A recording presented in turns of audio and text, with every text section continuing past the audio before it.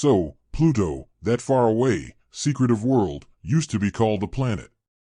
But some recent comments by big-shot astrophysicists Neil deGrasse Tyson and Michio Kaku have brought it back into the news. They're saying it might crash into Neptune. How could that even happen, and what would the fallout be? Is this just a weird space thing, or is there something bigger going on? Let's check out what might happen if Pluto and Neptune actually collided. Pluto, you know, was a planet, then wasn't, and now it's just interesting.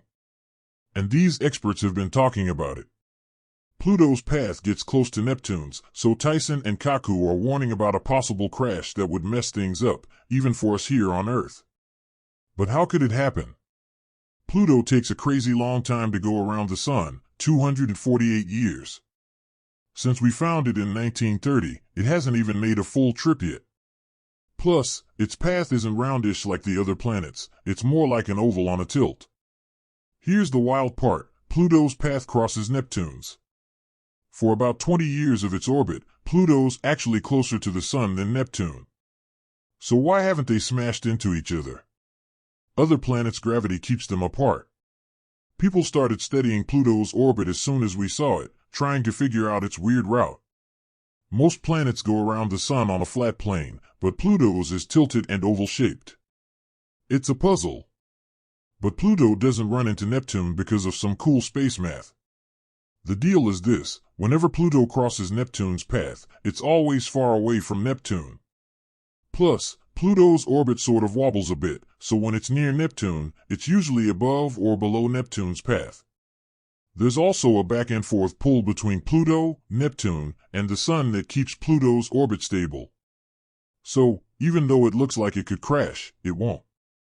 All this stuff is part of what's called the three-body problem, which is just a tricky way of saying it's hard to figure out how three things in space affect each other's movements. Understanding that helps us learn about Pluto, our solar system, and even other planets way out there. Back in the 80s, some computer models showed that Pluto's path is kind of unpredictable. Tiny changes could mess it up over a long time. But so far, it's been pretty steady. Neptune, Jupiter, and Saturn all have a hand in keeping Pluto in check. For every 2 trips Pluto makes around the Sun, Neptune makes 3. That keeps them from getting too close. Jupiter's gravity helps, too, and even Saturn pitches in. Without these planets pulling and pushing, things could get pretty chaotic. Pluto might crash into something or get thrown out of the solar system. So, knowing all this stuff about Pluto's orbit is important, especially when people start talking about it hitting Neptune. It also helps us understand how our little corner of space works. Pluto shows us that even things that seem unstable can balance out thanks to gravity and how things move in space.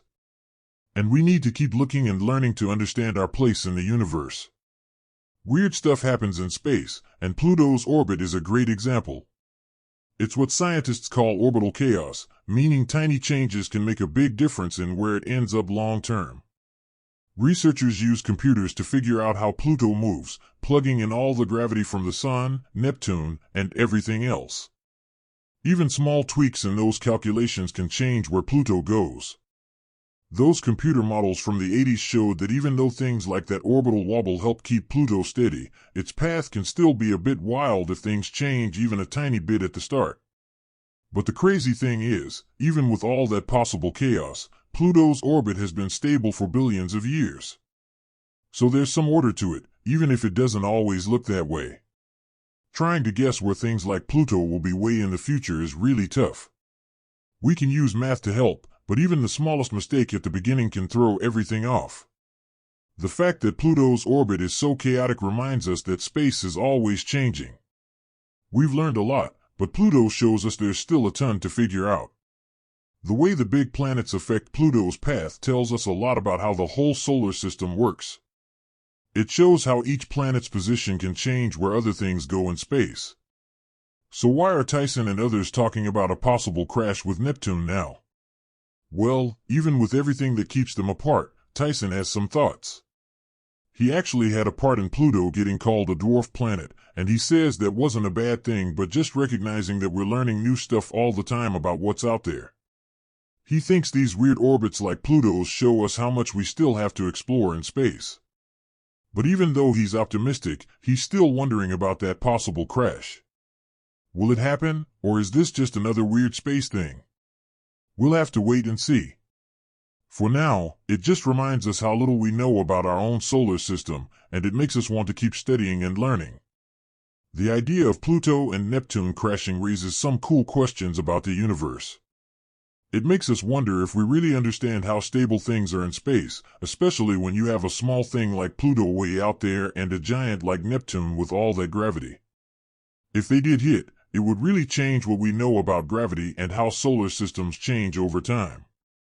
To understand what a crash would even look like, you have to know what Pluto and Neptune are made of. Pluto is mostly frozen stuff because it's so cold out there. It's got nitrogen ice and a bit of gas around it. Neptune, on the other hand, is a giant ball of gas, mostly hydrogen and helium. If they hit, it would be a wild mix of stuff and would probably be visible from super far away. What makes it even more interesting is that it's not just Neptune's gravity that matters. Jupiter is huge and has a lot of pull, too, which helps keep Pluto away from Neptune. Saturn also plays a part. So, a crash is actually pretty unlikely. Even though it sounds scary, scientists have found that Pluto and Neptune are in a sort of dance where they go around the sun in a way that keeps them from ever hitting each other. For every 2 laps Pluto makes, Neptune makes 3. That's a big reason why they've never collided. The 3-body problem is about how Pluto, Neptune, and the Sun all pull on each other. It's like trying to figure out where things will move based on where they start and how much they pull on each other. With Pluto, it shows how its orbit, Neptune's, and the Sun's gravity all mix together. Astrophysicists talk about things like asynchronous libration, orbital precession, and the Koi oscillation to explain this.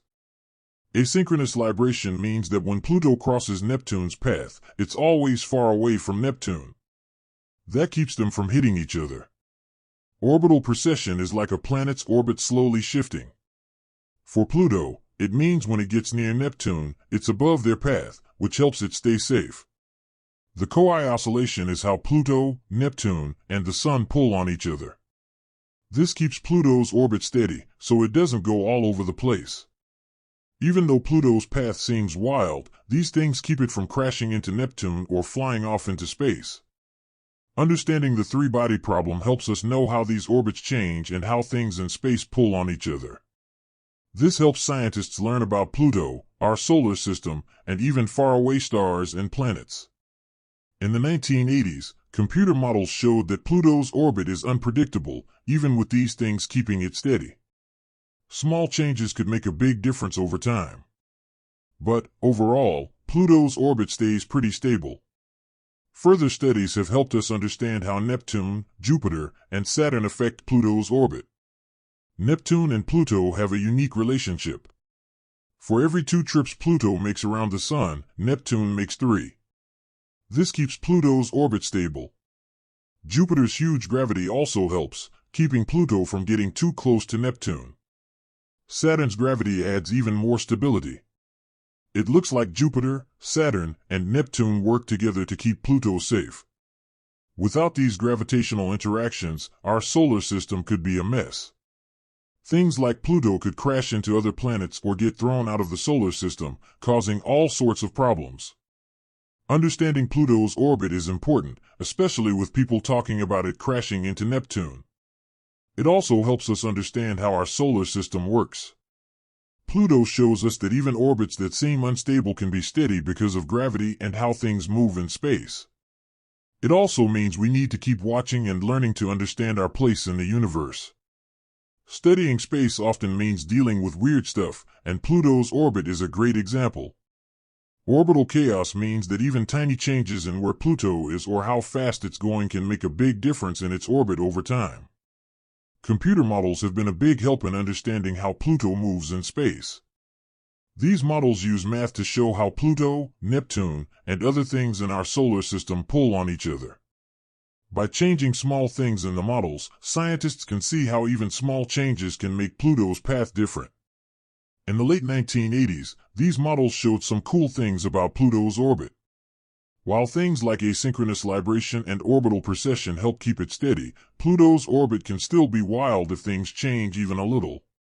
But, even though it seems chaotic, Pluto's orbit stays stable for billions of years. So, even though Pluto's trip around the Sun seems unpredictable, there's a hidden order to it. Trying to guess where things in space will go, especially things with weird orbits like Pluto, is super hard. These systems are just unpredictable, so long-term guesses are tough. Math models help us understand and guess where things will go, but they also show us what we can't know. These models depend on getting the starting conditions right, and even small mistakes can lead to big differences. The chaotic nature of planets' orbits reminds us that the universe is always changing. We've learned a lot, but Pluto shows us how much more there is to learn. How the big planet's gravity affects Pluto's orbit teaches us about how our solar system works. It shows how where each planet is can change how other things move. So, why are those scientists suddenly worried about Pluto and Neptune crashing, even with all these things keeping them apart? Neil deGrasse Tyson, a famous scientist, has some interesting ideas about our solar system, especially Pluto. Tyson, who helped change Pluto's status to dwarf planet, has a lot of knowledge about how space works and why people are still interested in these things. Tyson thinks the change wasn't a bad thing but a needed update because we're learning more about the things orbiting the Sun. He thinks Pluto's complicated orbit shows how much there is to explore in space. He's excited about the questions and exploring space. Even though Tyson is hopeful, his worries about Pluto possibly crashing into Neptune suggest we still don't know a lot about Pluto's orbit. Will Pluto crash into Neptune, or is this just another mystery in space? Only time and more learning will tell. For now, we're left wondering how little we know about our own solar system. We keep studying these things to find out the secrets of space. The idea of Pluto and Neptune crashing raises even more questions about the strange and amazing universe we live in. The idea of Pluto and Neptune crashing challenges what we think we know about how stable planets are, especially since their orbits seem pretty set right now. Pluto's far away from the big planets, and Neptune's a big gas planet with strong gravity. If they did crash, it would change how we understand gravity and how solar systems change over time. To understand a possible crash, we need to think about what Pluto and Neptune are made of. Pluto is a dwarf planet made of frozen stuff because it's so cold out there. Its surface has nitrogen ice, and its air is mostly nitrogen, methane, and carbon monoxide. Neptune, on the other hand, is a huge gas planet made of hydrogen, helium, and other light stuff, with a thick atmosphere. A crash between these different things would change them a lot and could be seen from far away. What makes this interesting is how other things in the solar system affect it. Neptune's gravity helps keep Pluto's orbit stable, but it's not the only thing. Jupiter, with its huge size and gravity, also helps keep Pluto from getting too close to Neptune. Saturn's gravity adds another layer of complexity, making a crash between Pluto and Neptune unlikely. But, even with these risks, studies show that Pluto and Neptune's relationship is more complicated than just a possible crash. They have a gravitational connection where for every 2 trips Pluto makes around the Sun, Neptune makes 3. This keeps them from crashing directly into each other. This connection is really important in making sure that Pluto and Neptune's orbits, even though they cross in space, never actually lead to a crash.